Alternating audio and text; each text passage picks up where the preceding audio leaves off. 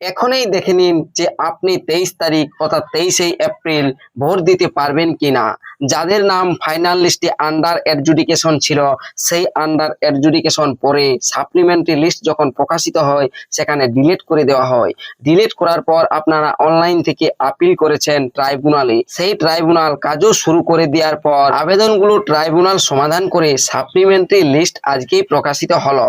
এই লিস্টে সুপ্রিম কোর্টের নির্দেশে ট্রাইব্যুনালে বিচার করার পর আপনার নামটি এই সাপ্লিমেন্টারি লিস্টে এলো কিনা বা আপনি 23শে এপ্রিল ভোট দিতে পারবেন কিনা, কিভাবে জানবেন যে আপনার নামটি এই সাপ্লিমেন্টারি ভোটার লিস্টে এলো আর আপনি ভোটও দিতে পারবেন। আর এখন বিএলও সবার কারেই ভোটার স্লিপ দিয়ে ফেলেছেন। আপনার নাম যদি এখনো এসেও যায় বা এসে গেছে, তাহলে আপনি সেই ভোটার স্লিপটি নিজে থেকেই বের করতে পারবেন। তারপর আপনি সেই স্লিপ নিয়ে ভোটার কার্ড সঙ্গে নিয়ে ভোট দিতে যেতে পারবেন।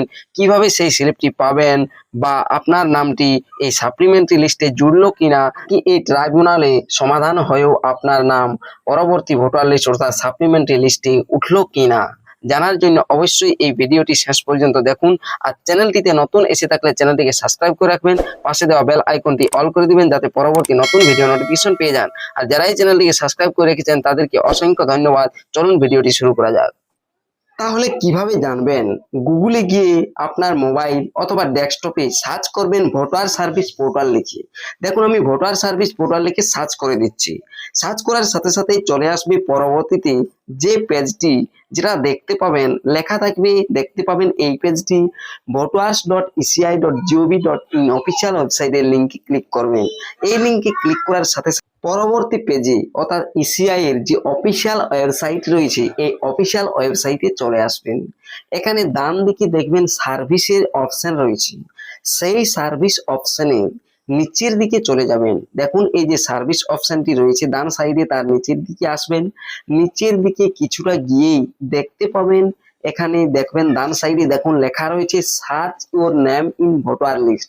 এই যে এই লেখাটিতে ক্লিক করবেন। দেখুন আমি এই লেখাটিতে ক্লিক করে দিচ্ছি। ক্লিক করার সাথে সাথেই আপনি পৌঁছে যাবেন এই যে পেজটি এখানে দেখতে পাচ্ছেন, এই পেজে। এখানে আপনাকে প্রথমে মাঝামাঝি জায়গায় যে সিলেক্ট ল্যাঙ্গুয়েজ অপশনটি রয়েছে, সেই সিলেক্ট ল্যাঙ্গুয়েজ অপশনের উপর ক্লিক করে ল্যাঙ্গুয়েজ অর্থাৎ ভাষাটা চুজ করে নিতে হবে। দেখুন আমি এই যে সিলেক্ট ল্যাঙ্গুয়েজ লেখা রয়েছে, এই সিলেক্ট ল্যাঙ্গুয়েজ অপশনে ক্লিক করে বাংলা সিলেক্ট করে নিচ্ছি। এই যে সিলেক্ট হয়ে গেল, তারপর বাম সাইডে দেখুন এখানে এপিক নম্বর লিখতে বলছে, অর্থাৎ যে ভোটার কার্ডের নাম্বারটি আপনার ডিলিট হয়ে গিয়েছিল সেই ডিলিট হওয়া ভোটার কার্ডের নাম্বারটা আপনাকে বাম সাইডে ইউর এপিক নাম্বার ইন্টারের জায়গাটাতে লিখতে হবে। দেখুন আমি এই জায়গাটাতে লিখে দিচ্ছি ভোটার কার্ডের নাম্বারটা লিখে দেওয়ার পর ডান সাইডেই দেখতে পাবেন স্টেট অর্থাৎ রাজ্য আপনাকে সিলেক্ট করতে বলবে, সেই রাজ্যটা সিলেক্ট করতে হবে। দেখুন আমি সিলেক্ট ইউর স্টেট যে অপশনটি থেকে ওয়েস্ট বেঙ্গল সিলেক্ট করে নিলাম। ওয়েস্ট বেঙ্গল সিলেক্ট করে নেওয়ার পর দেখুন বাম সাইডে নিচের দিকে ক্যাপচা রয়েছে, সেই ক্যাপচাটি দেখে দেখে ডান সাইডের যে ফাঁকা ঘরটি রয়েছে ক্যাপচাটি দিতে হবে।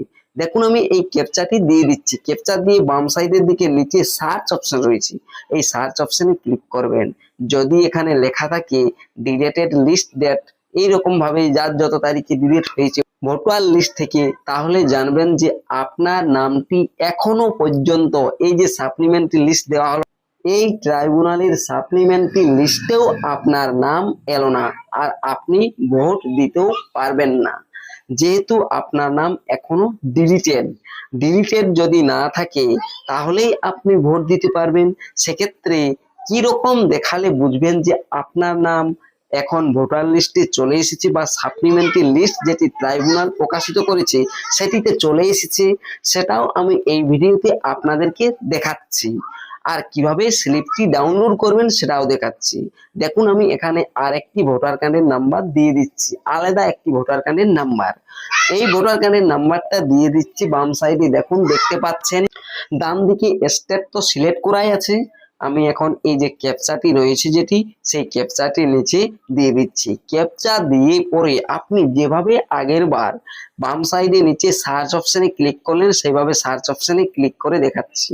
দেখুন এখানে যদি এভাবে এপিক নাম্বার, নাম, এজ, স্টেট, সমস্ত ডিটেলস, পার্ট নম্বর, বুথ নম্বর, সমস্ত ডিটেলস যদি আসে তাহলেই জানবেন যে নামটি যেটি ডিলিট হয়েছিল সেটি ট্রাইব্যুনাল সমাধান করে দিয়েছে আর অ্যাপ্রুভ হয়ে গেছে, আর আপনার নামটি এই ট্রাইব্যুনালে যে প্রকাশিত হয়েছে সাপ্লিমেন্টারি লিস্টটি সেই লিস্টে এসে গেছে, আর আপনি 23শে এপ্রিল ভোট দিতে পারবেন। সেক্ষেত্রে ভোটার স্লিপটি যদি বিএলও না দেয় কিভাবে আপনি পাবেন তাও আমি দেখাচ্ছি। দেখুন এখানে ডান সাইডে শেষে অ্যাকশন অপশন রয়েছে, এই অ্যাকশনের মধ্যে ভিউ ডিটেলস অপশন রয়েছে, এই ভিউ ডিটেলস অপশনে চলে আসবেন।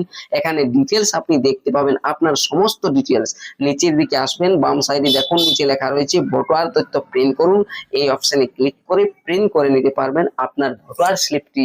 আর এই ভোটার স্লিপ আর আপনার ভোটার কার্ডটি নিয়ে আপনি 23শে এপ্রিল ভোট দিতে যেতে পারবেন। আর এখনো পর্যন্ত কাদের নাম ডিলিটেড দেখাচ্ছে অবশ্যই কমেন্ট করে জানাবেন, আর কাদের অ্যাপ্রুভ হয়ে ভোটার স্লিপ আসছে। আর এখানে দেখুন লেখা দেখতে পাবেন যে 23/4/2026 আপনি ভোট দিতে পারবেন বলে।